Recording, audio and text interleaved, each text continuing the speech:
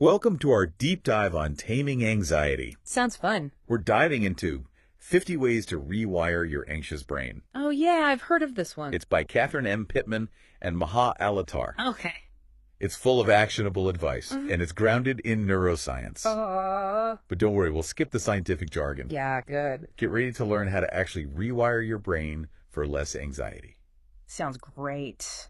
And maybe even grab a journal. Why a journal? You want to take notes. Oh, good idea. This book is like a user manual. A user manual. Yeah, for understanding and managing anxiety. Interesting. It blends brain science with techniques you can use every single day. I like that. It all starts with understanding the main characters. The main character. Yeah, in this story. Okay. The amygdala, The amygdala. your brain's alarm system, Right. and the cortex, Okay. which is the thinking part of your brain. Got it. We'll learn how to calm down that amygdala Mm-hmm. and rewire it so you experience less anxiety. So less anxiety. Right. Makes sense. The amygdala acts like a bodyguard. A bodyguard. Yeah, constantly scanning for danger Mm-hmm. and triggering the fight, flight, or freeze response Right. when it senses a threat. Okay. It's designed to keep us safe, Yeah. but it can be a bit overprotective sometimes, Overprotective how? misinterpreting harmless situations as dangerous. Oh, I see. Like when you think you see a spider out of the corner of your eye, Oh, yeah. but it's just a stray bit of fluff. Happens to me all the time. Your heart races for a second, Uh-huh. and then you realize it was nothing. Exactly. The book offers some great strategies for calming that overactive amygdala. Okay, what strategies? One way is to engage in physical activity. Physical activity. Yeah, like taking a brisk walk or hitting the gym. Makes sense. It's like giving your amygdala what it wants. Which is? Action. Oh, so you're tricking your amygdala Basically, into thinking, it's successfully dealt with the threat. even if there wasn't a real one to begin with. Exactly.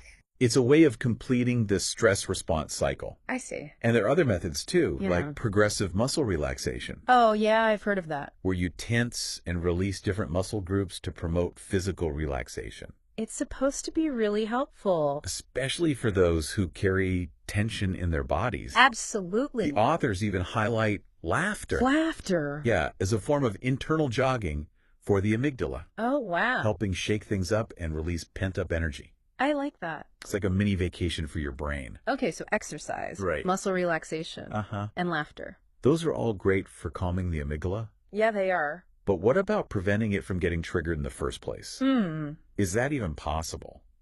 That's where the cortex comes into play. The cortex. The book delves into common thinking patterns, like Right.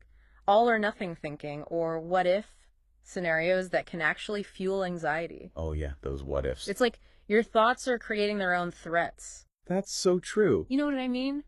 I know I'm guilty of overthinking things Yeah. and catastrophizing situations. It happens to the best of us. But the book gives us practical tools What kind of tools? to reframe those negative thoughts That and challenge the assumptions behind them. makes sense. It's like learning to fact check your own brain. Fact check your brain. I love that. So instead of letting our anxious thoughts run wild, Right. we can step back and question whether they're actually true. Exactly. And beyond challenging those thoughts, Okay. the book encourages us to approach ourselves with kindness and understanding. Kindness and understand. It emphasizes the importance of self-compassion, Self-compassion. especially when facing challenging emotions.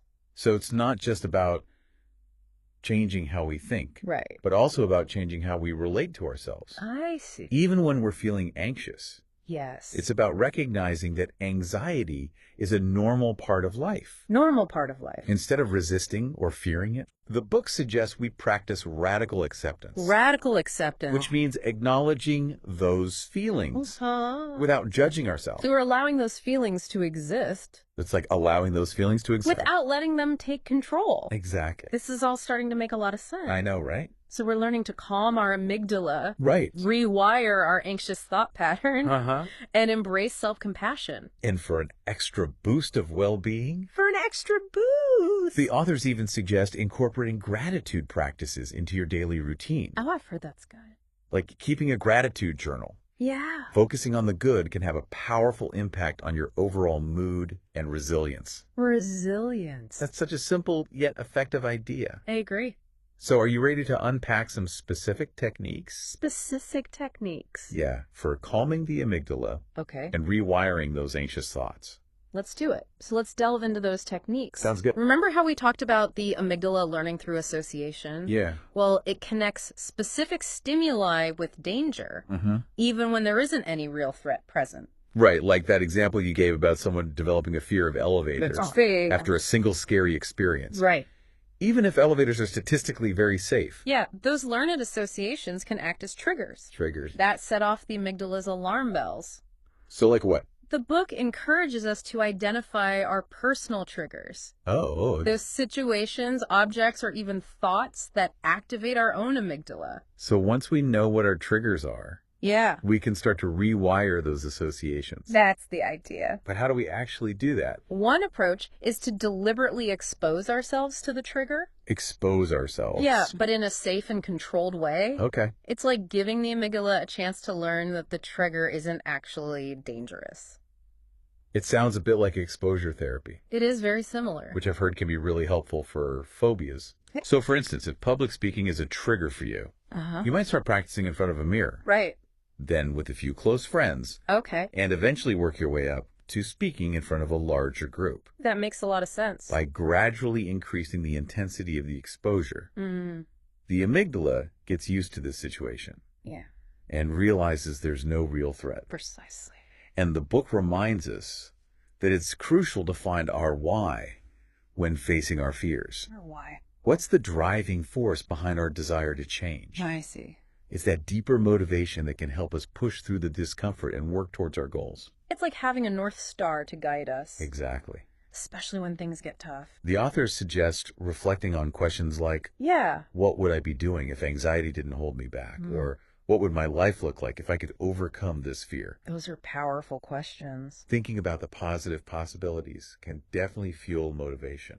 But what about those times when the amygdala seems to be working overtime? Overtime. Like it's just constantly going off. Yeah. What are some strategies for calming it down in the moment?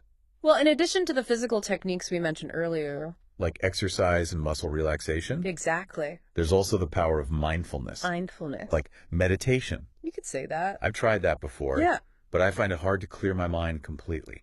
It's a common misconception that mindfulness is about emptying your mind. Oh, really? It's more about gently redirecting your attention to the present moment. So instead of getting caught up in worries about the future or dwelling on the past, we can focus on what's happening right now. Exactly. One simple but effective mindfulness technique is to focus on your breath. Your breath. Notice the sensation of each inhale and exhale. It can help ground you in the present moment and create a sense of calm. It's like a mini meditation you can do anywhere, anytime. And speaking of the present moment, one thing I struggle with is those pesky what-if questions that pop into my head. Oh, yeah. It can really send my anxiety spiraling. What-if questions are a classic cortex trap. I see. They can keep your amygdala on high alert. Because? Because you're constantly anticipating potential problems. But isn't it good to be prepared? I mean, what if something bad actually does happen? Right. It's one thing to be prepared. Yep. But it's another to be consumed by worry. That's true. The book suggests differentiating between solvable problems and hypothetical worries. So if it's a solvable problem, like an upcoming deadline, we can create a plan of action to address it. Exactly. But if it's a hypothetical worry, like what if I get sick? Right.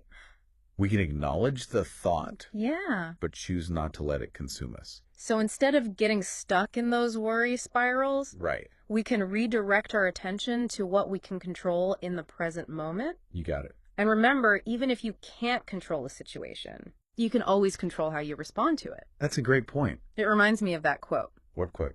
Granted me the serenity to accept the things I cannot, change the courage to change the things I can, and the wisdom to know the difference. Perfectly said. Another common cortex trap the book addresses is all or nothing thinking. All or nothing thinking. It's that tendency to see things in black and white with no shades of gray. I know that one all too well.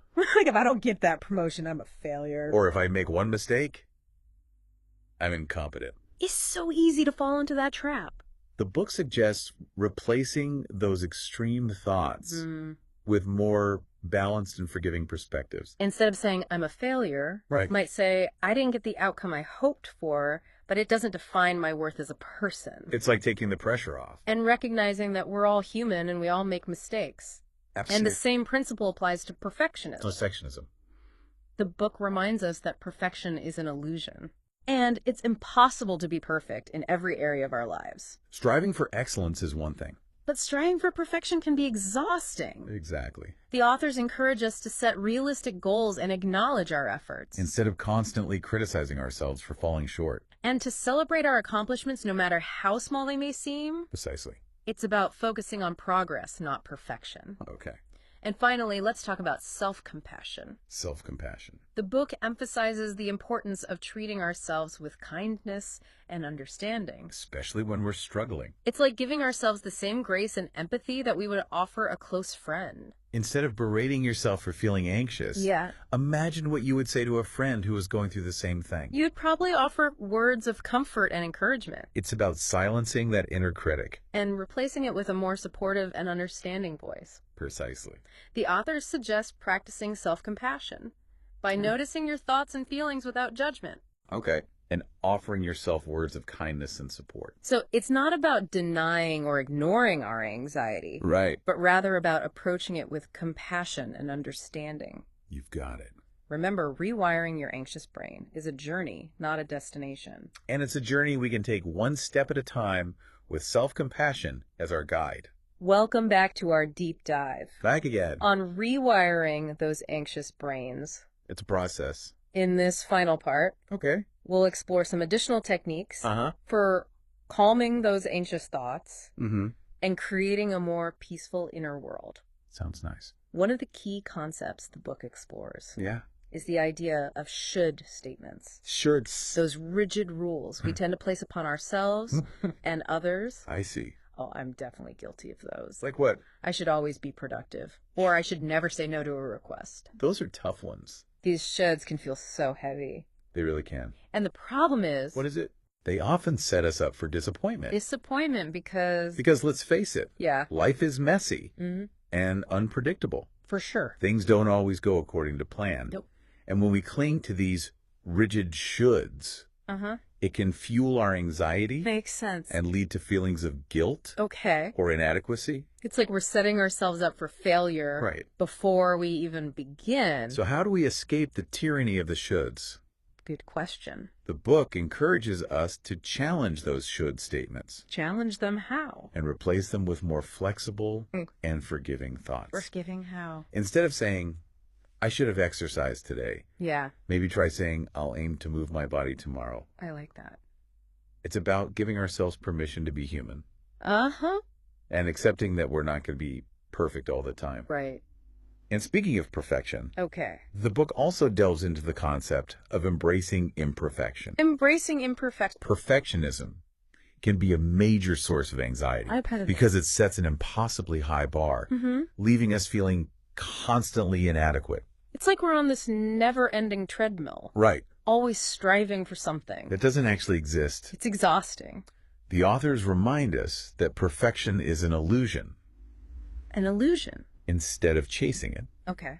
They encourage us to shift our focus to progress. Progress, not perfection. And to celebrate our accomplishments, no matter how small. That's a good one. Sometimes we need to acknowledge how far we've come. Instead of fixating on how far we have to go. I see. So rather than berating ourselves for not being perfect, we can give ourselves credit for the effort and progress we've made. Exactly. It's about shifting from a mindset of self-criticism to a mindset of self-compassion. Makes sense. Speaking of self-compassion, the book also talks about the importance of managing the fear of uncertainty. Fear of uncertainty. This is something I personally struggle with a lot. How so? That need to know what's going to happen. That desire to control every outcome. Yeah. It can be debilitating. The fear of the unknown is incredibly common. Especially for those of us who struggle with anxiety. But as the authors point out, uncertainty is simply a part of life. We can't predict or control everything that happens. Trying to do so is a bit like trying to hold back the tide. It's just not going to work. So how do we learn to cope with this inevitable uncertainty? The book suggests a few different strategies. Like? One is to focus on what we can control. What we can control, such as? Our own actions and reactions. We can also practice mindfulness techniques. Mindfulness like focusing on our breath or engaging in a body scan to ground ourselves in the present moment. So instead of worrying about what might happen, Right. We can bring our attention back to what's actually happening right now. You got it. And it can also be helpful to challenge our anxious thoughts. Challenge them how? For example, if you find yourself spiraling into a what-if scenario, ask yourself, is this thought helpful?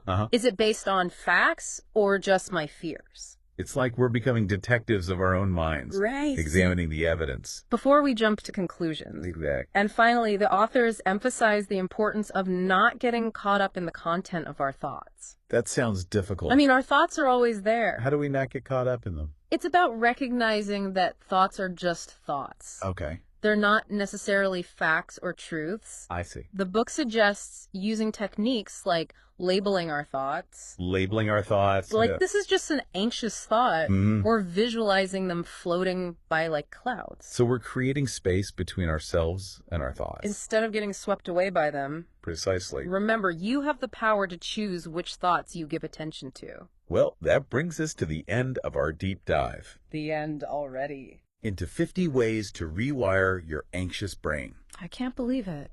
This book offers so many great insights and techniques. It really does. It's like a toolkit for taming anxiety and creating a calmer life. I agree. It's a fantastic resource. For who? For anyone looking to understand and manage their anxiety. So just to recap, here are 10 key takeaways from our deep dive. Okay, go for it. Number 1, the amygdala, your brain's alarm system, can be overprotective. Right. So learn to soothe it with techniques like exercise, relaxation, and laughter. Number 2, identify your personal anxiety triggers. And use gradual exposure to rewire those associations. Number 3, find your why to fuel your motivation to change. Number 4, practice mindfulness to shift your focus from anxious thoughts to the present moment. Number 5, challenge those sneaky thinking traps. Like all or nothing thinking, mind reading, and what-if scenarios. Number 6, replace negative thoughts with more balanced and forgiving perspectives. Number 7, embrace self-compassion and treat yourself with kindness, especially when struggling. Number 8, practice radical acceptance, acknowledging your anxiety without judgment. And allowing it to be present without controlling you. Number 9, challenge those rigid should statements and embrace imperfection. And number 10, remember that you have the power to rewire your anxious brain and create a calmer, more fulfilling life. It's been a pleasure exploring this book with you. Likewise, and to our listeners, we encourage you to check out 50 Ways to Rewire Your Anxious Brain. It's a great book. It's full of practical advice and inspiring stories that can help you on your journey to a calmer, more empowered life. Thanks for joining us on The Deep Dive.